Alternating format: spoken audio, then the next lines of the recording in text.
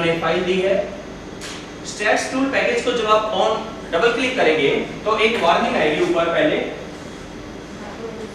The macros has been disabled. क्या आपको दिख रही है ये warning? The macros has been disabled. तो आप यहाँ पे ऑप्शंस पे क्लिक करके और यहाँ करें enable the macro.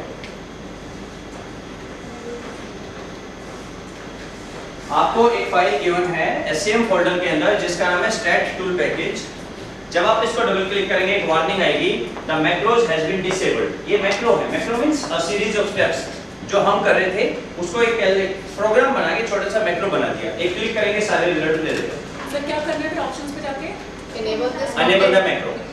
Enable the macro पे आप देखिए नीचे बहुत सारी शीट हैं, validity master, threshold, group difference, fit check, this heterogeneity और आगे भी बहुत है। इनमें से एक होगा आउटलायर, उसको हम यूज करते हैं उन बंदों को निकालने के लिए।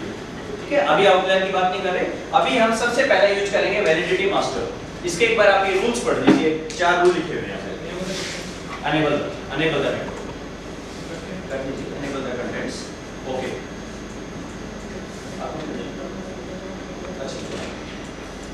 इसके 4 रूल हैं। पहला रूल तो ये बोल रहा है the latent name should not contain the numerals. Remember मैंने कहा था F1 F2 नहीं लेना है, एक सेंसिबल नेम होना चाहिए। Number should not, the factor name should not and with a numeral.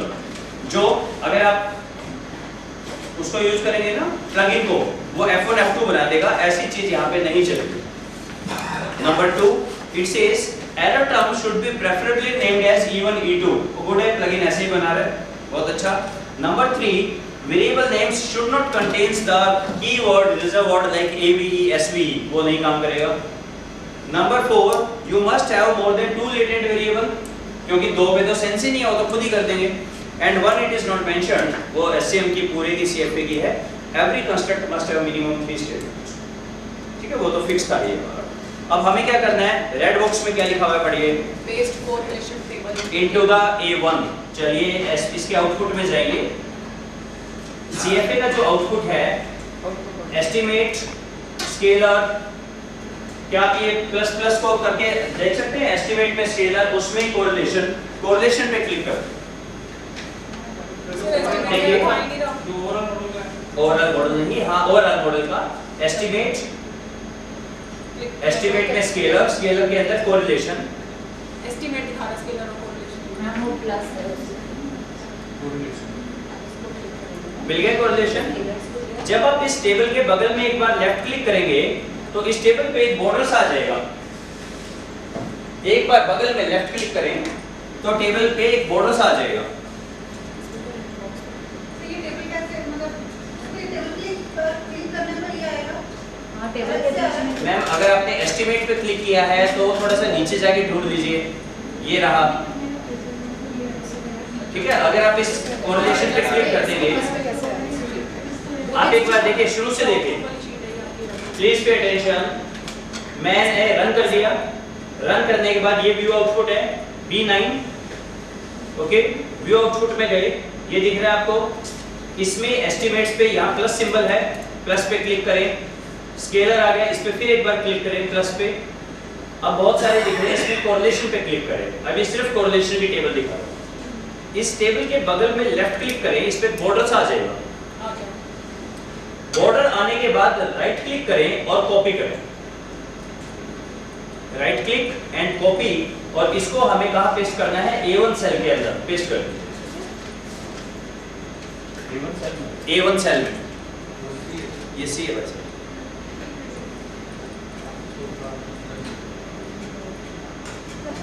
Sir मुझे राइट करने से बॉर्डर आ रहा होगा, चला गया। कोई बात नहीं, कॉपी एक बार कर लेंगे ना, कॉपी हो जाएगा। अंदर करना है या बॉक्स के बाहर बॉक्स के बाहर हो गया। इसी तरह दूसरा क्या लिखा हुआ है?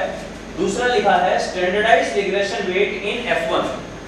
स्टैंडर्डाइज्ड रिग्रेशन वेट, यहाँ पर जो सेकंड है वो स्टैंडर्डाइज्ड रिग्रेशन वेट है स्केलर के अंदर।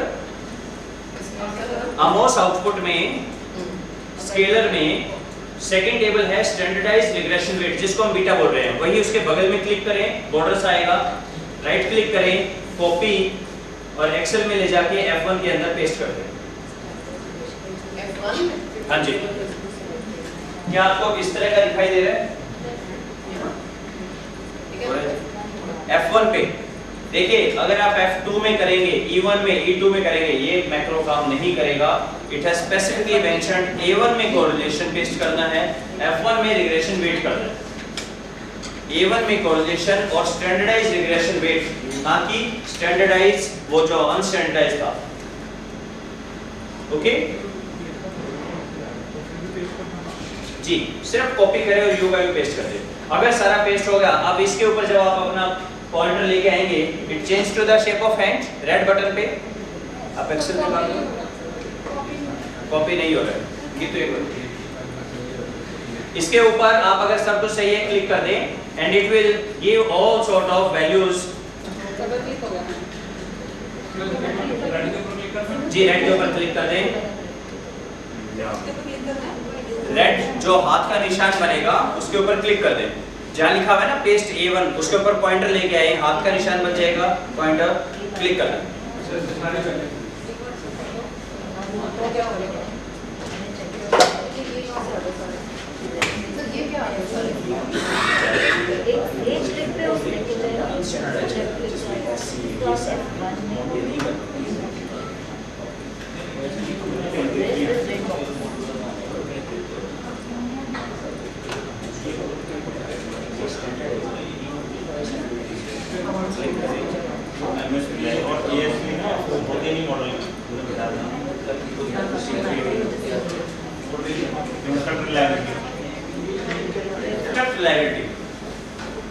CR stands for construct liability।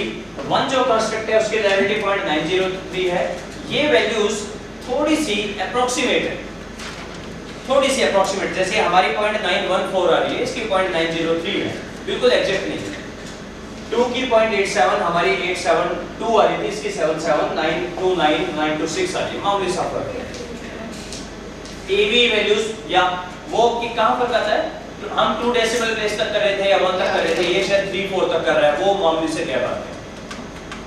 MSV वही कैलकुलेट किया जो हमने, ASV ये सारा ठीक है। अगर कहीं पे कोई भी गड़बड़ होगा, यहाँ पे आपके पास एरर्स आ जाएंगे और वो सारे रेड कलर के होंगे, इसका मतलब ये यहाँ पे गलती है। आपको पता लग जाएगा कि भाई ये इससे छोटा है, ये इससे छोटा है, ऐसा कुछ भी हो जाएगा। लास्ट में क्या है, 1 और 2 में ये क्या है, 1 और 2 का जो कोरिलेशन है वो ये है। 1 और 2 का याद है 0.6 का कोरिलेशन, 1 और 3 का 0.53 का, 2 और 3 का जो था वो 0.339 था। तो ये क्या है 8 और ये क्या चीज है, ये हमारा 1 का 1 से रिलेशनशिप, 1 के 1 से रिलेशनशिप को क्या बोलेंगे, कोवेरिएंस। ये 1 का कोवेरिएंस है, इनकी हमें कोई जरूरत नहीं, ठीक है। देखिए 1 और 2 में जो रिलेशनशिप है दैट इज कॉल्ड कोरिलेशन। 1 का 1 से वो क्या हुआ, कोवेरिएंस हो गया, इसका हमें कुछ नहीं लेना, इसको हम छोड़ देंगे, हम इनका काम करेंगे। तो अब हम क्या करेंगे, इस टेबल को कॉपी करेंगे और वहां पर पेस्ट कर देंगे और हम कहेंगे देखो ये हमारी सारी चीजें सही हैं। सर हमने AB, CFI, GFI, RMSE वो मॉडल फिटनेस है, वो अलग बात है, ये अलग बात है ना। ये फर्स्ट टू को दिखाया, ये हम बात कर रहे हैं validity and reliability issue. Reliability इससे निकलता है, खाली इससे रिलायबिलिटी। वैलिडिटी, कन्वर्जेंट वैलिडिटी इन दो से निकलता है, ये 0.7 से ज्यादा, 0.5 से ज्यादा, ये इससे ज्यादा, that is called convergent validity. Discriminant validity, ये इससे ज्यादा, ये इससे ज्यादा, ये है हमारी discriminant validity. This simply gives about the validity and the reliability issues.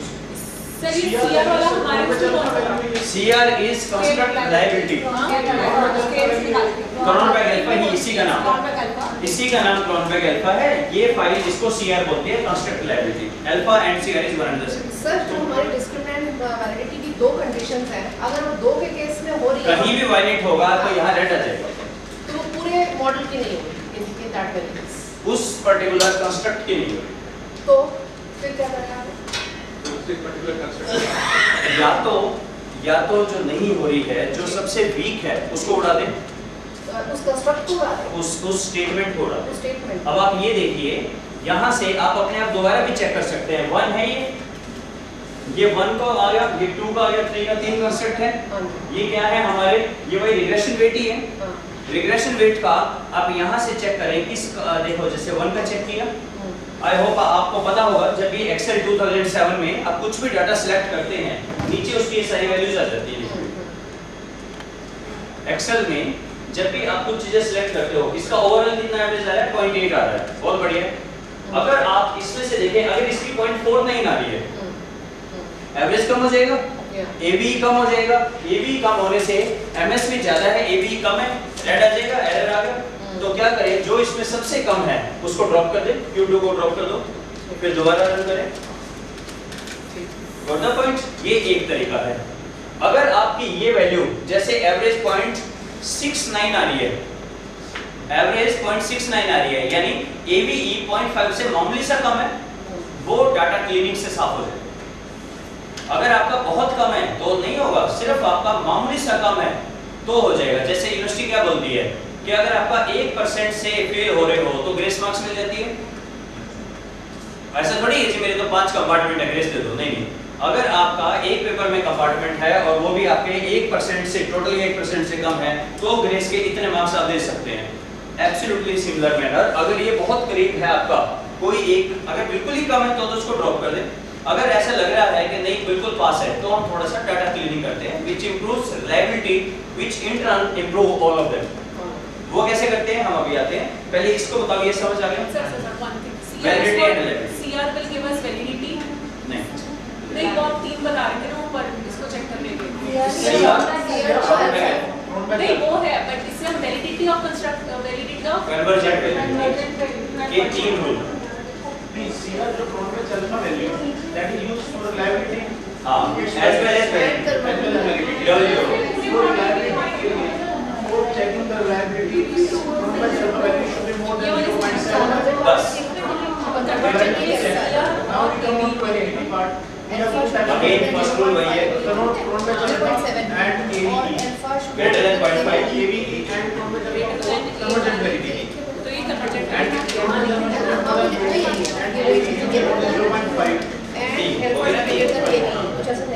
third mark divergent validity in divergent discriminant validity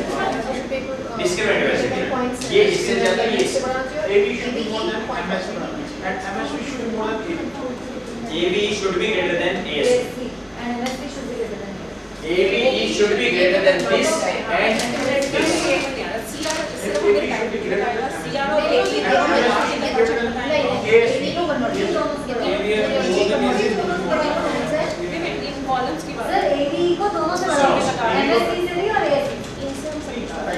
MSP ASP का कोई रिलेशन नहीं।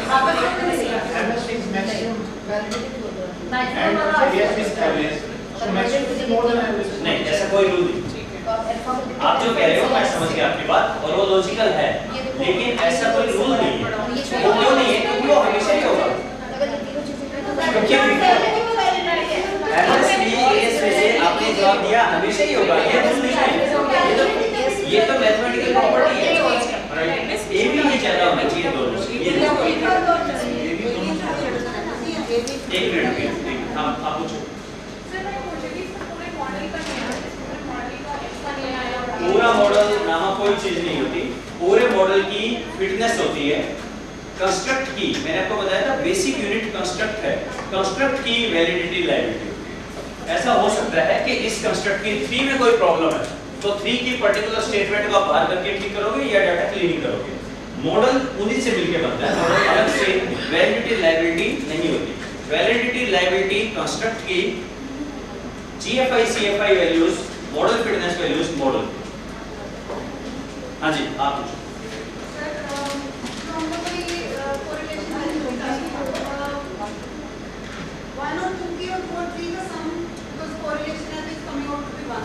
किसने कहा? क्या हुआ ना?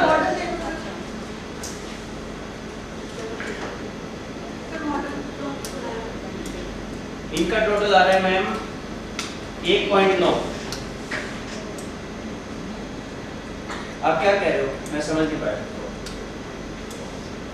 आप R की बात कर रहे हैं, AB की बात कर रहे हैं। R ये देखिए 1 का इससे बात कर रहे हो।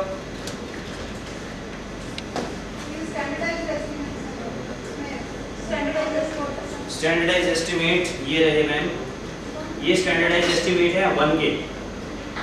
हाँ जी बताइए क्या? सर इसमें जो हमारा कॉमन आया है ए और बी का एक साथ जो आया मॉडल में, ए बी और बी का टुगेदर जो हमने एक साथ में लिया सर, और ए का बी के साथ जो बाहर से हमने लिए हैं कोरिलेशन वही है।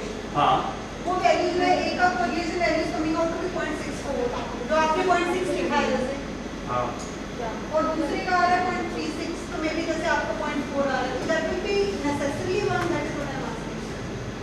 अच्छा बिल्कुल भी समझ गया। सर जो हमने डायग्राम बनाया था उनमें जब दोनों सब कंस्ट्रक्ट्स को हमने वो ये किया, हाँ हाँ हाँ 0.60 ये, सर ये जो फर्स्ट का सेकंड के साथ है, हाँ 0.60 और सेकंड का थर्ड के साथ है 0.34 सर सम 1 आ रहे हैं, it necessary it will be 1। कभी भी नहीं मैम, कुछ भी नहीं। आप इसमें वो लगा रहे हो अपने डाटा माइनिंग, वो आ गया हुआ है बाई चांस, उसका कोई लेना देना नहीं है, इससे ऐसा कोई रूल नहीं है। कोई भी कुछ भी हो सकता है रिलेशनशिप, मेरे इनसे क्या संबंध है और मेरे इनसे क्या संबंध है, दो बिल्कुल इंडिपेंडेंट बात है। इससे क्या लेना देना कि टोटल 1 आ रहा है कि नहीं आ रहा है, इससे कोई रिलेशन नहीं है। मेरे इनसे 0.9 हो सकता है और मेरे इनसे 0.9 हो सकता है, जोड़ के 1.8 बन गया, क्या मतलब हुआ इस बात का? कोई मतलब ही नहीं हुआ। सर एक्चुअली दो कंस्ट्रक्ट हैं, हाँ। इनके बीच में कोरिलेशन हाँ कोरिलेशन 1 और कंस्ट्रक्ट और आगे स्टेटमेंट के बीच में स्टैंडर्डाइज बीटा कोएफिशिएंट होगा। तो ये कंस्ट्रक्ट जो सेकंड ऑर्डर में जाएगा उसके साथ भी स्टैंडर्डाइज बीटा कोएफिशिएंट होगा। स्टैंडर्डाइज बीटा होगा। अगर आप यहाँ पर एक बड़ा सर्कल लगाते हैं फिर ये लगेगा वो स्टैंडर्डाइज बीटा होगा सेकंड ऑर्डर, उसका जिससे रिलेशन होगा वो कोरिलेशन होगा। रूल तो यही रहेगा, कितना भी बढ़ा दो सेकंड ऑर्डर थर्ड ऑर्डर। ये क्लियर है आप लोगों को? उस केस में इनके साथ कोई क्लियर टर्म ऐड होता है, एरर टर्म ऐड होता है। एरर टर्म कंपल्सरी ऐड होगा यहाँ पे, एरर टर्म ऐड होगा, इसमें नहीं है, इसमें नहीं ऐड होगा। जब सिंगल साइडेड एरो होगा तो क्या बन गया ये, इसका नाम हो गया एंडोजेनस वेरिएबल, तब कंपल्सरी है, डबल साइडेड में नहीं होगा।